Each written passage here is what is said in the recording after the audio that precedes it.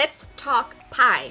I love eating pie. I'm sure you guys love eating pie, but sometimes I don't like to keep a whole pie on hand, or I don't have enough people coming over to enjoy a whole pie because if they don't, let's face it, I will eat the whole entire thing, and I don't want to do that. So I'm showing you guys how I make my little tiny individual size hand pies that are perfect for any cold winter night or holiday.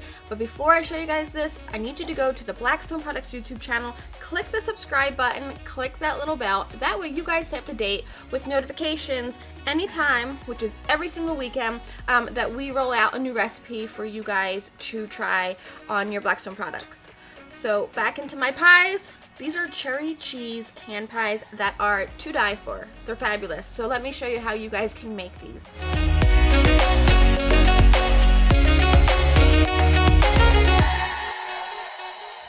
These couldn't be any simpler. I just take some store-bought pie crust because, let's face it, I hate baking. I do not like measuring things. I like just cooking. So I just take a little bit of flour, toss it across my cutting board. That way my pie crust won't stick. Unroll one pie crust at a time and cut 5 circles out of each pie crust. Using the Blackstone egg ring for measurement, you get about 5, which is also a great alternative to using that egg ring. If you have it, it works great. Once they are all cut out, I'm just going to lay out 5 at a time and start filling them. I have whipped cream cheese and store-bought cherry pie filling. You could use any kind of pie filling. You could skip the cream cheese if you want it, but I love that creaminess it adds. You could also use store-bought cream cheese pie filling, which is also really great. So once they're all filled, I'm just going to use my finger and some water and rub around the edges of these pies. That's going to act as our glue so that we can top them off and seal shut using a fork the top of our pies with the other 5 pie crusts that we cut.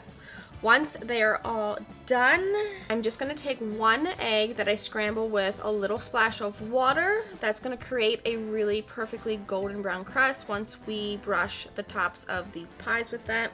Give each of these pies a little slit, that way the steam can escape while they're cooking to perfection in the air fryer. I have my air fryer drawers lined with parchment paper for easy cleanup because another shortcut, I don't want to clean these if I don't have to. Slide these pies right in to my air fryer drawers that I preheated to high heat, which is about 400 to 450. That gives me enough time to make my glaze. My glaze, I just have about 6 tablespoons of powdered confectioner sugar that I add 1 tablespoon of milk to. Start with less. If you need more, you can add more milk, but you want it to be thick enough to glaze these pies perfectly. So my pies are done. They are golden brown, exactly how I like them. I'm going to take these out and let them cool for just a minute or so, and then you can see my glaze thickened as it sat there. I'm going to pour this on top of these pies. Now that glaze is going to harden almost instantly within a minute or so. Just enough time before everyone in your house smells them and comes and starts to grab them up because they are just that good.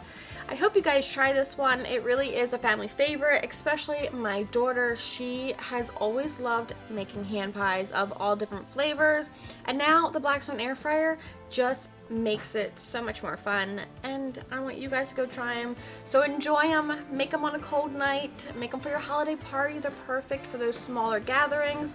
You can make a ton of these and store them in the fridge. They are great even cold.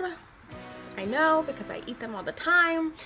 Or you could just stick them in for a quick reheat as your guests come. Either way, go make them, post them, tag Blackstone Products, tag Blackstone Betty, and show us that you guys are making them and enjoying them. Happy holidays!